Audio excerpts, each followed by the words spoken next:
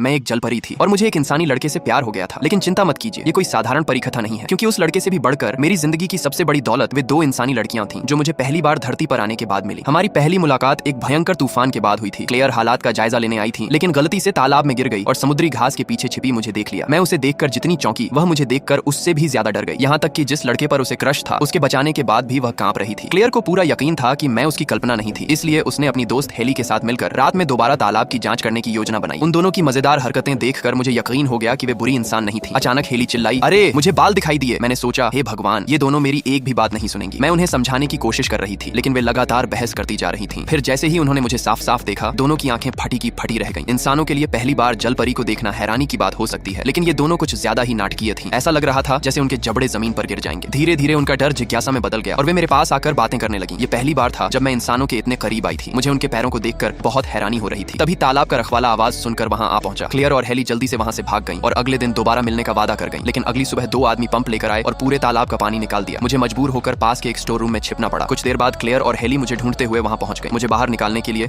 Heli ने अपने कपड़े मुझे पहनने के लिए दिए, लेकिन यह पहली बार था जब मैं इंसानी कपड़े पहन रही थी। मैं पूरी तरह उलझ गई। हेली हंसते हुए बोली, नहीं ऐसे नहीं, अपने हाथ यहाँ से निकालो। इंसानों की दुनिया की हर चीज मेरे लिए नई और रोमांचक थी, लेकिन मैं सिर्फ घूमने फिरने के लिए धरती पर नहीं आई थी। मैं अपने पिता समुद्र के राजा द्वारा तय की गई शादी से बचने के लिए भाग कर आई थी। मैंने उनसे एक शर्त लगाई थी, अगर मैं 3 दिनों के भीतर धरती पर अपना सच्चा प्यार ढूंढ लूं तो मेरी सगाई रद्द कर दी जाएगी। लेकिन एक समस्या थी, जैसे ही मैं पानी को छूती या सूर्यास्त होता, मेरी पूंछ वापस आ जाती, इसलिए मेरे पास बहुत कम समय था। तभी समुद्र किनारे मुझे एक सुंदर और आकर्षक युवक दिखाई दिया। मैंने उसी क्षण तय कर लिया कि वही मेरा सच्चा प्यार है। मैं दौड़कर उसके पास गई और बिना किसी झिझक के पूछ बैठी, क्या तुम मुझसे प्यार करते हो? लेकिन उसने मुझे तुरंत मना कर दिया। मेरा दिल टूट गया। मैं वापस क्लेयर और हेली के पास पहुंची और उनसे मदद मांगी। जब उन्हें पता चला कि जलपरी की मदद करने पर कोई भी इच्छा पूरी हो सकती है, तो वे तुरंत उत्साहित हो गए। लेकिन एक समस्या थी, रेमंड लगभग हर लड़की का सपना था। उसे जीतना आसान नहीं था। मेरी मदद करने के लिए दोनों लड़कियां मुझे साइकिल पर बिठाकर बार बार उसके घर के सामने से गुजारने लगी। आखिरकार रेमंड का ध्यान मेरी ओर गया, लेकिन तभी मैं गलती से गिर पड़ी। रेमंड तुरंत दौड़ कर आया और बहुत प्यार से मेरी चोट पर पट्टी बांधी। उस पल मेरे दिल की धड़कनें और तेज हो गई। इसके बाद क्लेयर और हेली ने मुझे रोमांस सिखाने के लिए ढेर सारी प्रेम कहानियों और रोमांस मैगजीन पढ़ाई। उन्होंने कहा कि अगर मुझे रेमंड का दिल जीतना है